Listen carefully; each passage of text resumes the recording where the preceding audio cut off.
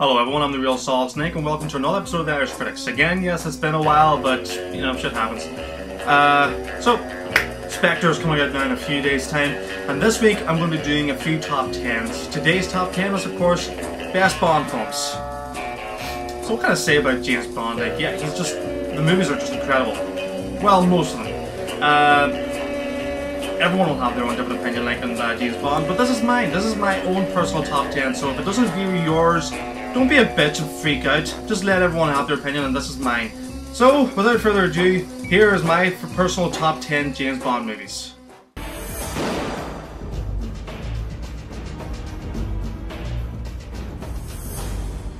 Number 10. On Her Majesty's Secret Service. Okay, now, obviously, I don't even know why this was so controversial, but yes, it stars the only actor to play James Bond once. He doesn't really do that good of a performance, but the movie itself is quite good. Okay, some of the editing might have been goofy, some of the costumes as well might have been goofy, but all in all, I think it was a damn fine Bond movie. I grew up hearing about this film. Everyone was saying that it was weak purely because it starred an actor who was so bad they had to get Sean Connery back for the next one. Yeah, like I say, he wasn't great, but what is the main focus here, like, is the story and the characters. Blofeld was great, the Bond girl was great. Heck, Bond even gets married in this, and the ending itself is dark as fuck. This was an underrated classic back in the day. I think reviews now in the present, like, are much more kinder to it.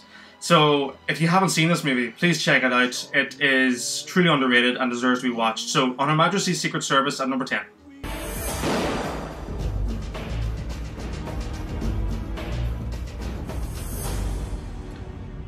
Number 9. Dr. No. The one that started it all. And, you know, it is amazing. It is quite literally a really excellent film. The basis of James Bond here, like, he's already an established 00 agent, and I think it's really Sean Connery who just carries the film along. Like, you know, there's plenty of famous scenes in this film that every movie lover pretty much recognizes. Pretty much Ursula Andress coming out of the ocean, and the Austin Powers franchise, like, pretty much took a lot from this movie itself. Can anyone really have predicted that whenever this came out, this would be a movie franchise that would last for 50 plus years? No. This movie is still entertaining to this day, and for every James Bond lover, like, you, this is among their top favourites anyway, and it's also in mine. Sean Connery is amazing in it. Supporting characters are amazing on it. The bad guy, even though he doesn't show up until late in the movie, he's still great to watch. And all in all, just it's a fun film. It really is. James Bond at his best. So that's it. Dr. No at number 9.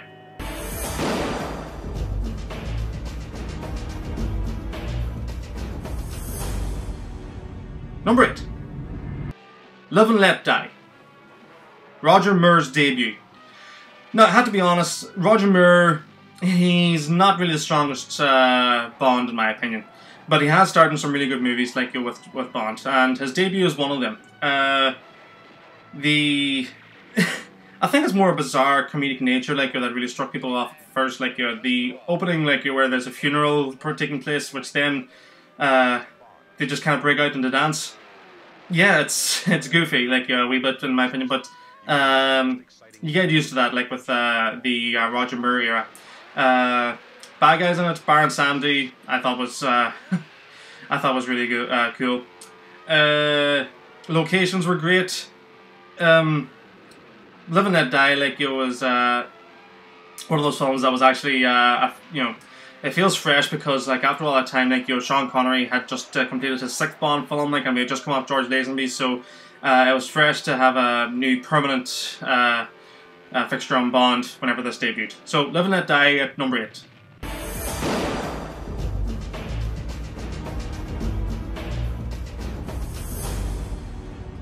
Number 7. The Living Daylights. Timothy Dalton is fucking amazing.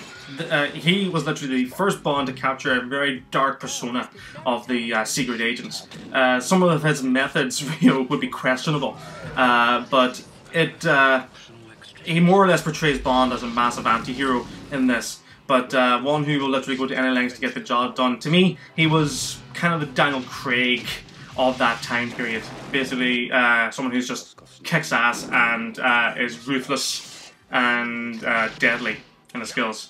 The storyline, which took Bond to Afghanistan to fight alongside the Mujahideen, you wouldn't find anything like that now, considering today's world. But back then, obviously the Russians were the big bads of the world. Not much has changed, actually, has it? But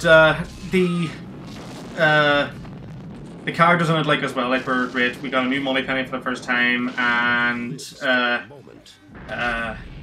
the supporting characters, like the Dalton, were just all great. The action set pieces were great as well, especially that last fight in the plane. All incredible. Dalton was, quite incredible in this. So, The Living Daylights at number 7.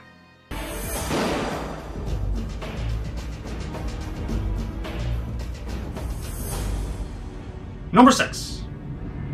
License to Kill. Now, this was an incredibly violent Bond film. This is Bond, first time, like, it pretty much takes nearly, all together in the United States. And it was a bit more violent than the movie that came before it. But still, that was all part of the fun. It was Dalton's era, after all, and he again was showing us how ruthless a Bond he could be. It was great, like, when you see supporting roles, like, for future actors such as Benicio del Toro in it. But this being the most violent Bond, like, it also earned itself a 15 rating, which I'm sure turned a lot of heads. There was a lot of controversy about it as well, like, that it was just too violent and too gory for people, but you know what? That's part of the fun, if you ask me.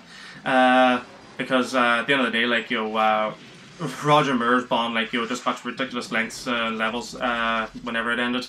So yeah, License to Kill at number 6.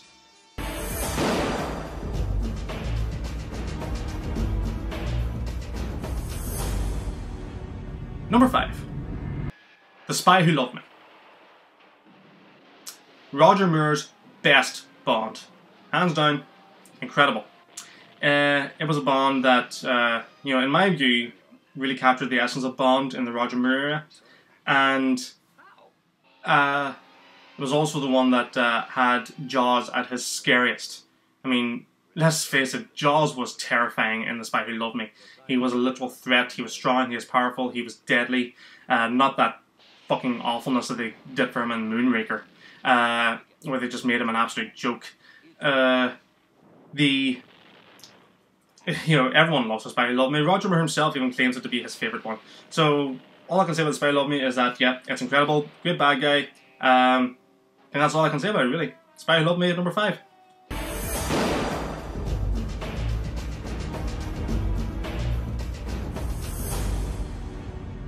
Number 4. GoldenEye. Pierce Brosnan's debut and, of course, his best as James Bond. This was actually the very first James Bond film that I watched. This is what really introduced me to James Bond. And the story behind it was really what made it fun. Like, it actually, felt... it made me love spy movies in general. We had the war against another country, the powerful weapon, the double agent basically being... and one of the best bad guys in James Bond history, 006 Alec Trevelyan, played by Sean Bean. Incredible. Of course, like we all know, like the success of GoldenEye, like didn't actually just stay to movies, extended beyond movies, went to the video games as well, and that is for another video actually. GoldenEye will forever be remembered as reinvigorating the Bond franchise for the 90s, but it'll also be forever remembered as Pierce Brosnan's one and only excellent Bond film. So, GoldenEye number 4.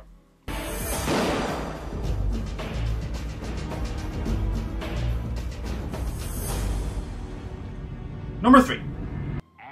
Goldfinger. Sean Connery's Best, featuring one of the best Bond villains ever, Goldfinger. I think you've made your point, Goldfinger. Thank you. I love this film. It never gets tired. Like, it has a really lot of iconic scenes itself, like the woman being painted gold on the bed, and Goldfinger himself being sucked out of the airplane window, to another iconic Bond villain, Oddjob. There's a lot to say, but I'm not going to go into it.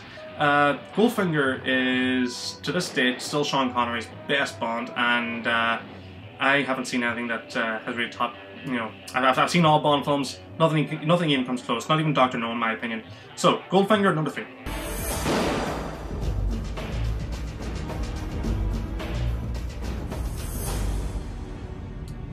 Number 2. Casino Royale. Now, I had to go into this with all eyes open, basically, because I wasn't expecting much from Daniel Craig due to the bad press he was getting. But boy, was I wrong. Daniel Craig, in my opinion, is better than Connery. Don't freak out. I just think he's more kick-ass. And Casino Royale, well, many people can say like that it's just about a poker game. No, it's a lot more than that. It had emotional depth. It had great characters, great performances from the actors. The Bond villain was great. That torture scene was just terrifying to watch. Everything about Casino Royale felt fresh. It was just one hell of a reboot, and it single-handedly saved the Bond franchise, in my opinion. So, yeah, it was my favourite Bond film, at that point. But it's going to have to stick at number 2.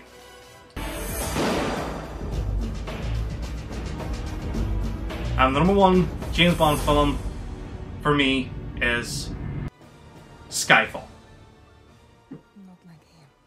Yeah, Skyfall, in my opinion, is the best Bond film.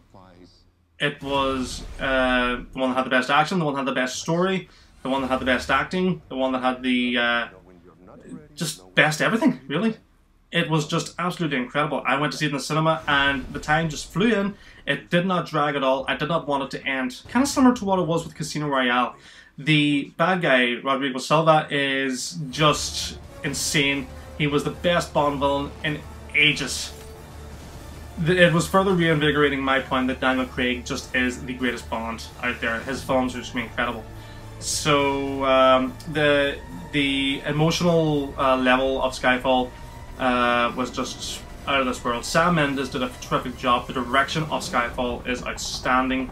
The music is incredible. Everything about Skyfall is just incredible. It is, in my opinion, the best Bond film of all time. And so that's my top 10 Bond films. Tune in tomorrow and we'll go through the top 10 Bond themes. So, I'm Leo Solid Snake. Take care.